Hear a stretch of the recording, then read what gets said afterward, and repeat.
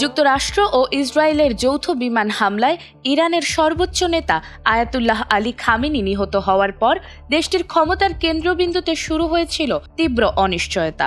কে হবেন ইসলামী প্রজাতন্ত্রের পরবর্তী সর্বোচ্চ নেতা, এ প্রশ্নে জল্পনা কল্পনার মধ্যেই সামনে এসেছে চূড়ান্ত সিদ্ধান্ত।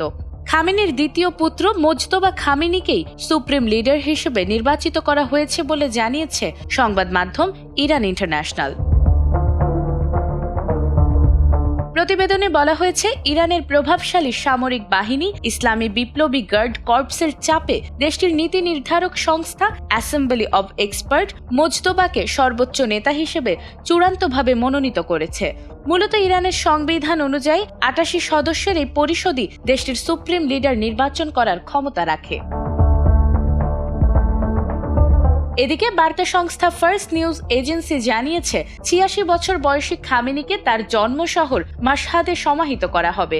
পবিত্র নগরী হিসেবে পরিচিত এই শহরের ইমাম রেজা মাজার প্রাঙ্গণে পারিবারিক কবরের পাশেই তাকে দাফন করা হবে।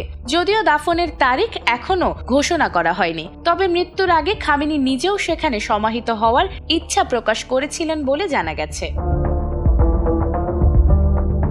৫৬ বছর বয়সী মোজতবা দীর্ঘদিন ধরেই ক্ষমতার আড়ালের প্রভাবশালী ব্যক্তি হিসেবে পরিচিত। যদিও তিনি আনুষ্ঠানিকভাবে আয়াতুল্লাহ নন, তবুও আইআরজিসি ও নিরাপত্তা কাঠামোর সঙ্গে তার ঘনিষ্ঠ সম্পর্ক তাকে শক্ত অবস্থানে নিয়ে এসেছে। পর্দার আড়ালে থেকে গোয়েন্দা সংস্থাগুলোর ওপর নিরঙ্কুশ নিয়ন্ত্রণ তাকে পরিচিত করেছে এক অপ্রতিরোধ্য ছায়াশাসক হিসেবে। পিতা আয়াতুল্লাহ খামেনি যেখানে কৌশলী ধৈর্যের নীতিতে বিশ্বাসী, মোজতবা সেখানে চলেন সম্পূর্ণ উল্টো পথে। তার নেতৃত্বে ইরান এখন ডিফেন্সিভ অবস্থান ছেড়ে অফেন্সিভ বা আক্রমণাত্মক যুগে প্রবেশ করেছে, যেখানে কূটনীতির চেয়ে সামরিক শক্তি হবে শেষ কথা। তবে বিষয়টি বিতর্কমুক্ত নয়। ইরানের সংবিধান অনুযায়ী সুপ্রিম লিডার হতে হলে উচ্চপদস্থ ধর্মীয় মর্যাদা ও রাজনৈতিক গ্রহণযোগ্যতা অপরিহার্য। তবে বংশানুক্রমিকভাবে ক্ষমতা হস্তান্তরের প্রশ্নে দেশটির ভেতরেও নানা আলোচনা চলছে। তবুও সাম্প্রতিক সিদ্ধান্তে ইঙ্গিত মিলছে, ইরানের ক্ষমতার ভারসাম্য এখন আরও বেশি নিরাপত্তা প্রতিষ্ঠানের প্রভাবের দিকে ঝুঁকছে।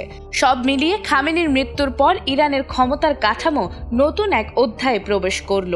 এখন নজর থাকবে নতুন নেতৃত্ব দেশটির অভ্যন্তরীণ রাজনীতি ও আন্তর্জাতিক সম্পর্কে কি প্রভাব ফেলে। নাজমুন নাহার জান্নাত, এটিএন বাংলা।